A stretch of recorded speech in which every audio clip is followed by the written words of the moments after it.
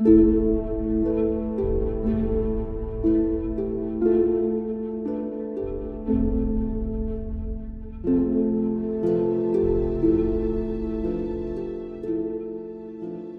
so let's talk about the second hierarchy of the angels. Yes, I prefer to call it the middle one. The middle.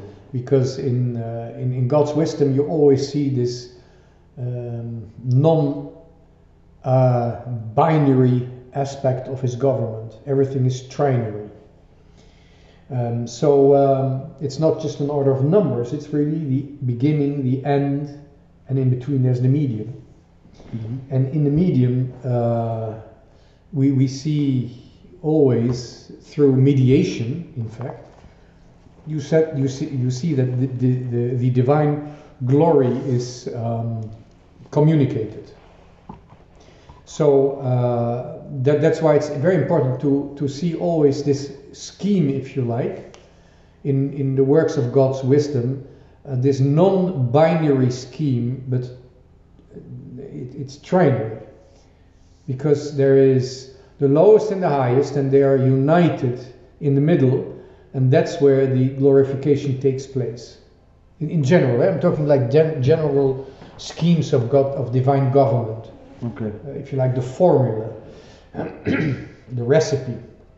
Now, the second hierarchy is a bit problematic if you're if you're wondering what's going on. We have seen the first hierarchy is in heaven, the lowest is in the world. What is in between? Mm-hmm. And actually, what is in between is what connects the two, which is causality. What causes what? What is the connection, if you like, between moving in time and existing in eternity? How are they connected? And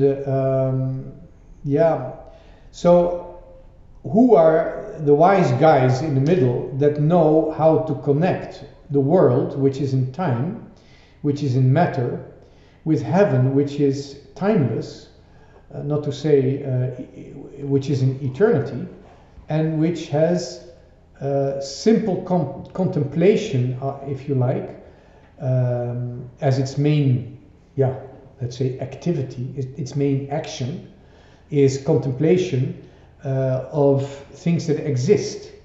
So how do the two connect? So there is this middle hierarchy consisting of, if we go from above, of lordships, virtues and powers. And I must say it is useful to call virtues also forces. The Greek word is dynamis, whereas the word for power is exousia, and lordship is kuriotes, lordship, literally. Mm-hmm. Now, this middle zone, and we have to look at what really we can understand of fake Dennis, pseudo Dionysius, and Aristotle. And although he doesn't even obviously he doesn't talk about the revealed angels, but he talks about the separate substances, and what St. Thomas says. And I think what you could say is, because St. Thomas says they're dealing with causality. They connect existence and movement. They connect eternity with the world of time through causality. And the only thing we can say about it is causality. And we see this causality reflected actually in 3 levels of human knowledge.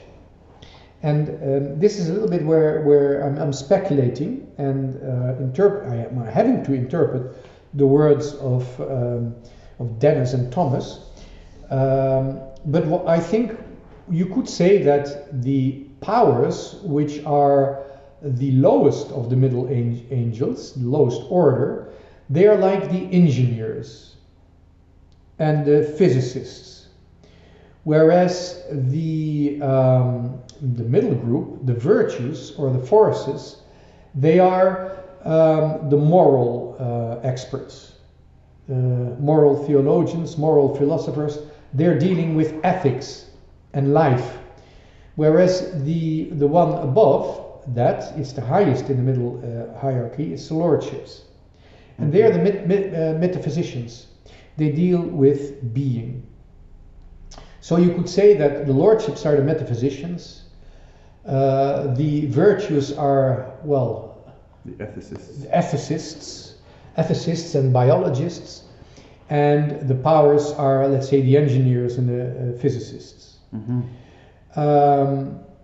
Because power, the Greek word exousia actually expresses it much better. The Greek word for power has a very strong connotation of mandate or permission.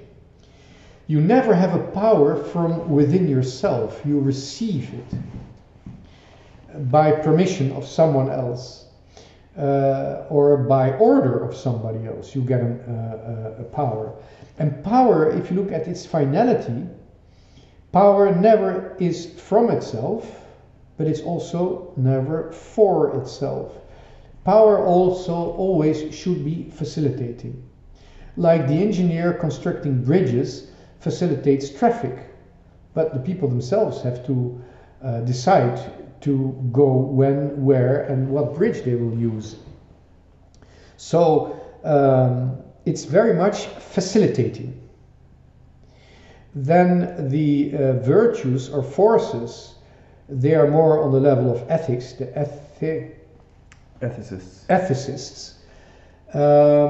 They're much more dealing with the way that man lives, what he decides, how he develops his life, the decisions that he takes that are of more importance to himself and to others than just facilitating things. It's like more commitment. You don't facilitate the commitment of others, but you commit yourself. What do you want to do with your life?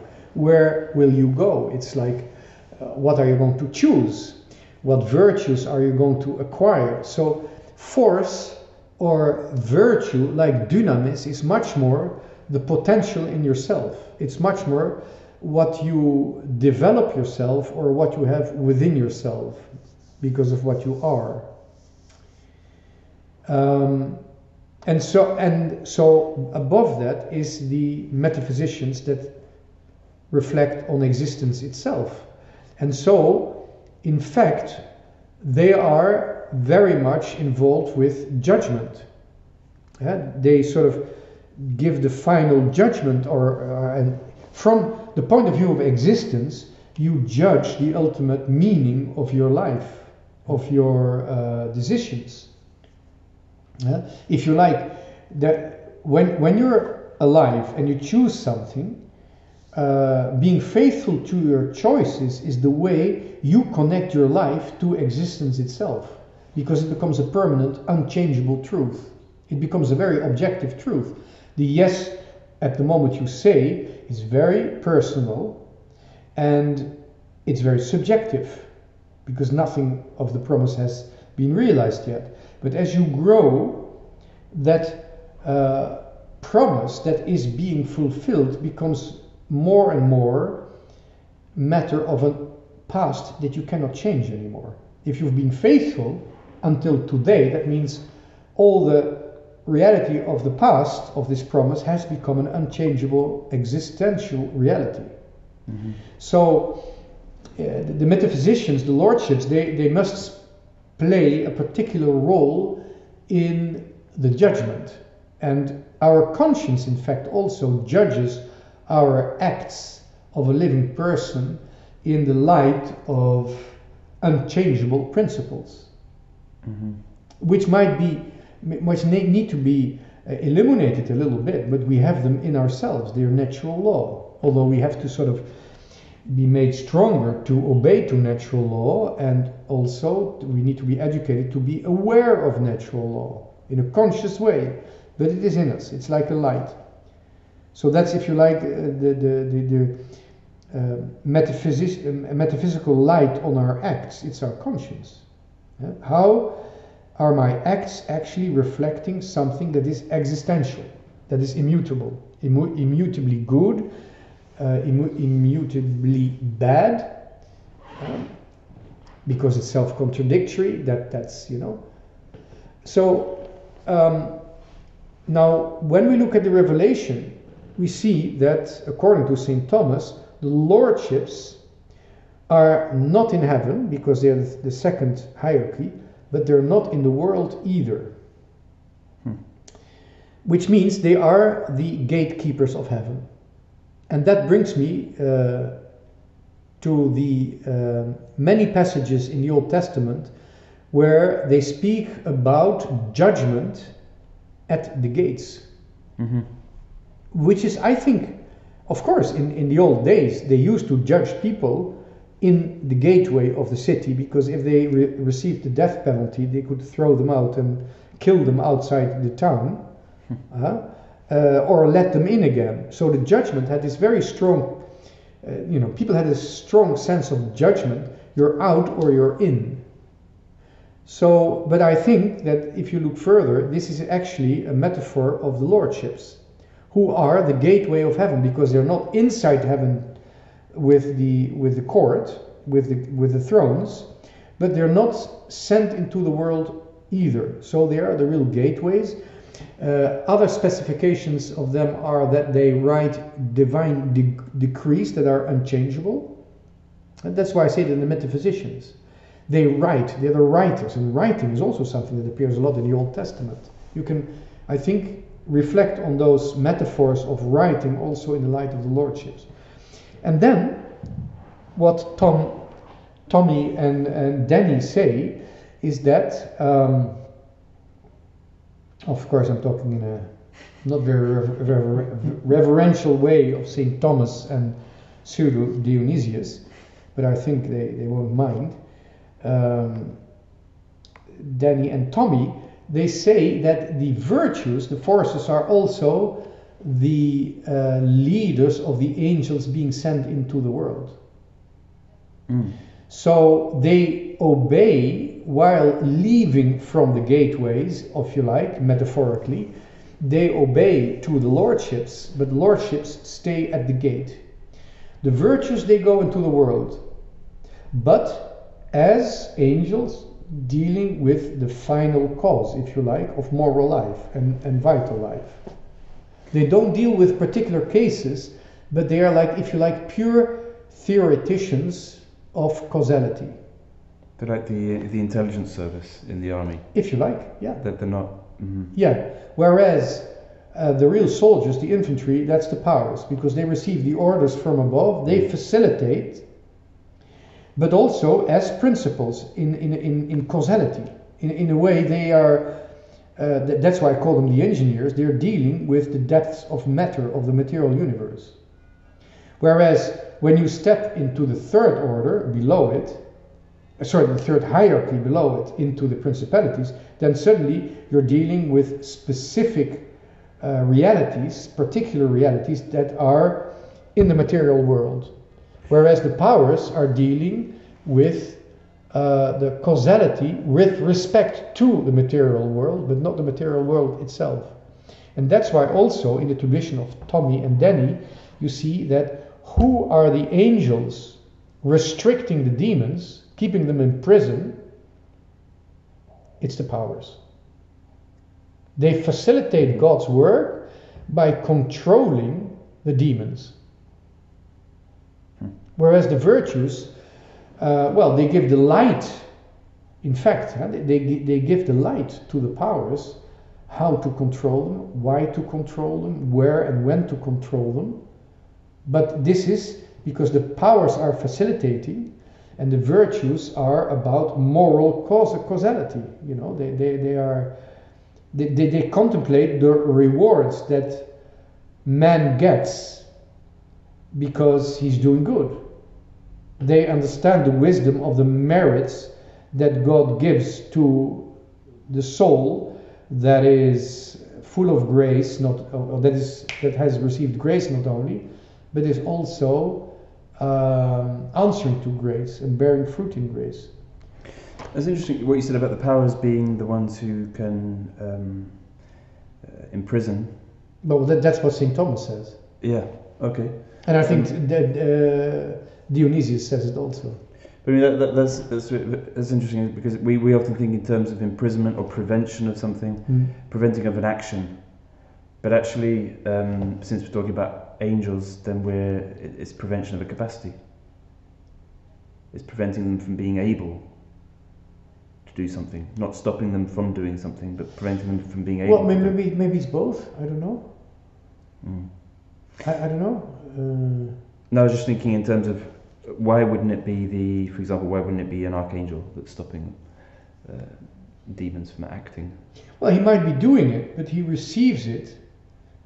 He does it because he has received the light from the powers, if you like. So if you were to compare this to an army, the powers, forces, or virtues, and lordships, this middle hierarchy, they're like the strategists, the ammunition makers, the technicians, the ones providing the capacity, but not directly involved in the usage of that. Exactly. Yeah. Fascinating. Yeah. And so that's a different task, and therefore it's a different angel. Yeah. Mm-hmm. Okay. And and that's why I think, I would say. Now, I must say, I must also refer to an authority, but I find it really sort of striking what St. John of Damascus says, because when they reflect, when the church fathers reflect on who Satan was originally, which means from what order did he fall, from what choir did he desert, there's a lot of different opinions, and St. Thomas is very frustrating in his vision, because he says, he was really a very superior angel, but he doesn't use the word superior very much. And in fact, he says he must have been a very superior angel, but he doesn't specify really from what order or what. He leaves you open to reflect on it. He gives some arguments you should use, but he doesn't decide. So he leaves you a little bit alone with all the church fathers who have different opinions. But more and more, I'm convinced that John of Damascus actually has hit it best. That he says Satan is a fallen virtue. Why? He says because Satan is so powerful, he must have been one of the leaders being sent into the world. And that's why I said he must have been a virtue, because higher they wouldn't fall, or I don't know, but he is the most powerful, so he must be leading the demons, I don't know if he says that, but what this means, that he would even lead the fallen seraphim, for example. Other opinions, but I can't say exactly who said what, that the seraphim, none of them fell. One church father says this, the other says no, they did fall. But John of Damascus says he's from the middle. And why? Because the angels, they refuse to serve God. So in fact, they are totally disconnected from the other realities than themselves. The demons. Yeah. Fallen angels. The fallen angels, demons. They refuse the connection with God. They refuse the connection with man. So there is no beginning, no end. They're all their own middle, if you like. They're obsessed with being an absolute middle.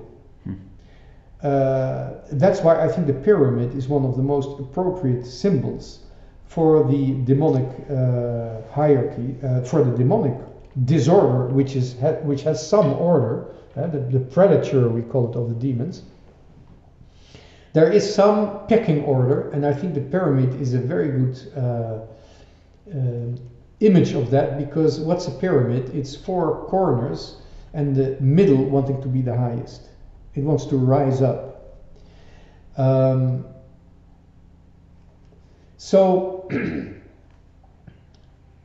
in fact, when you reflected on it in a little bit, and in the way I think St. Thomas would reflect on it, or would be able to discuss it, is you see the higher angels, the higher than the virtues. So the virtues are the chief angels sent into the world, or towards the world. Although it starts with them, the virtues and the powers, being theoretical or intelligence or planners, whereas the executors, they are the third hierarchy. They are the execution of the orders. It is decreed by the lordships. It is sort of first put into practice by the virtues, and then, or the order is put by the virtues. They put order. They inspire, or they give order to inspire with virtuous things. That's why I think that's why the demon is also by excellence the tempter. The virtues, that's from where all the good inspirations, they're the ethicians.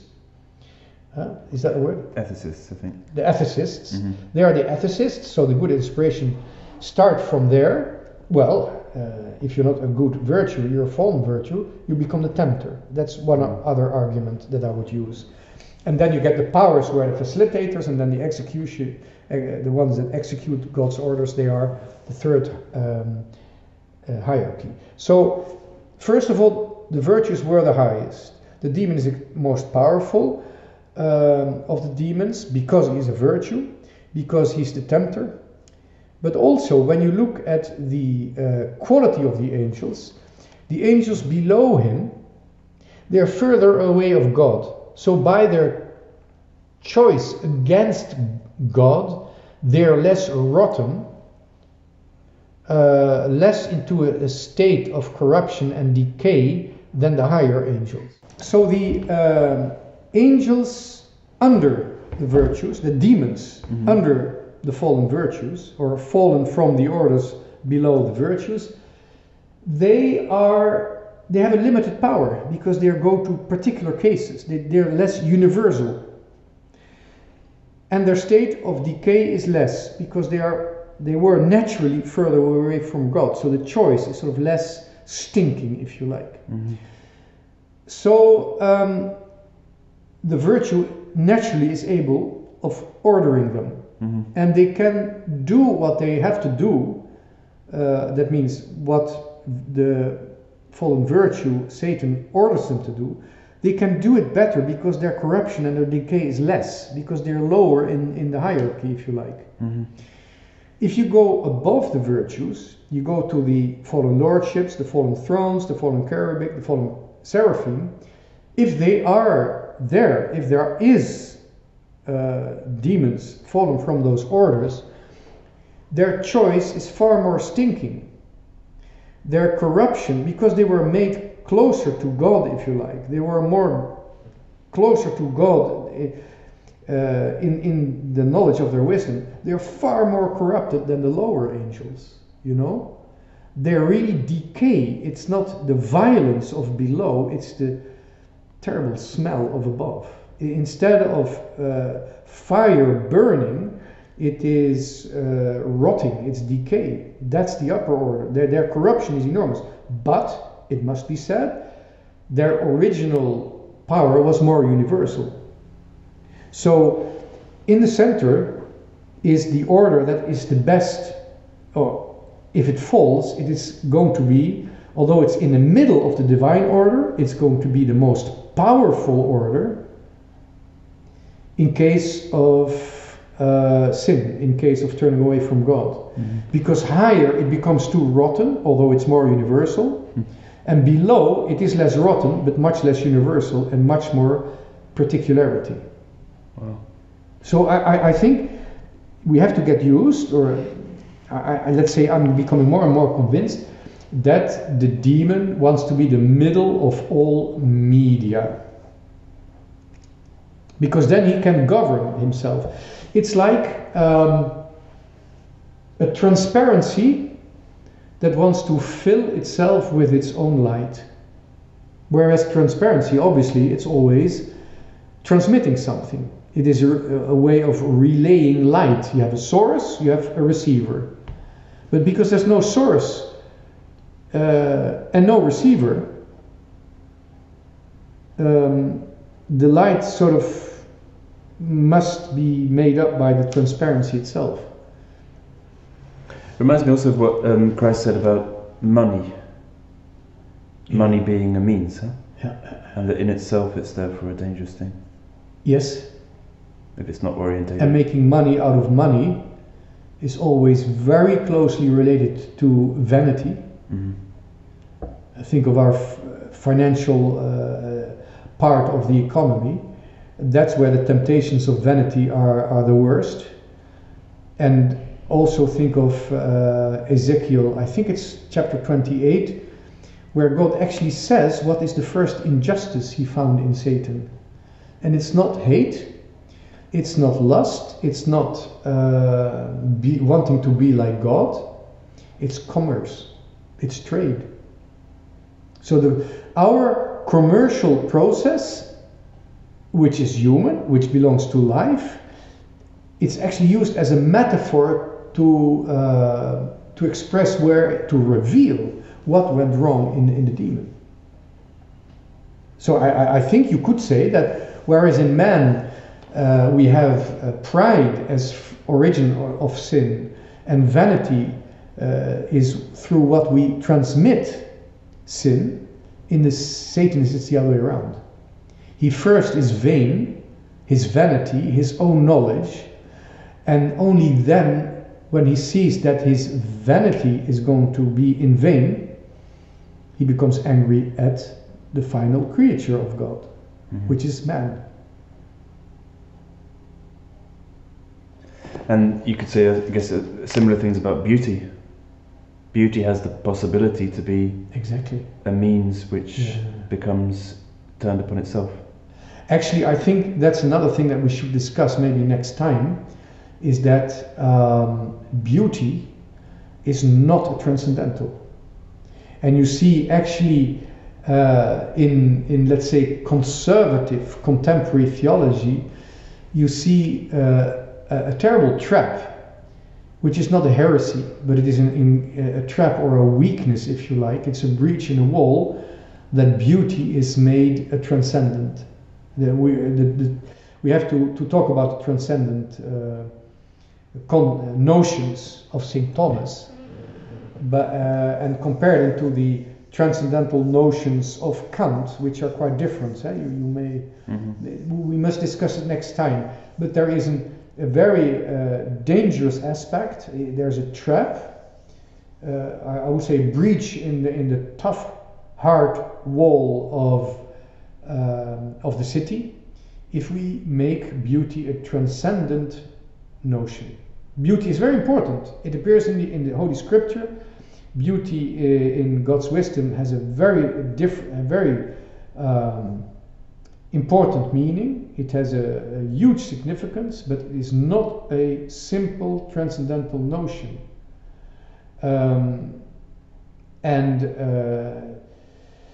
That's something that needs to be discovered. The hull of the Titanic had only minor holes, but the ship did sink. And beauty as a transcendental is a small hole in the hull, but the ship will go down. But we must talk about it next time. If there, yeah. Okay, let's do that. Yeah.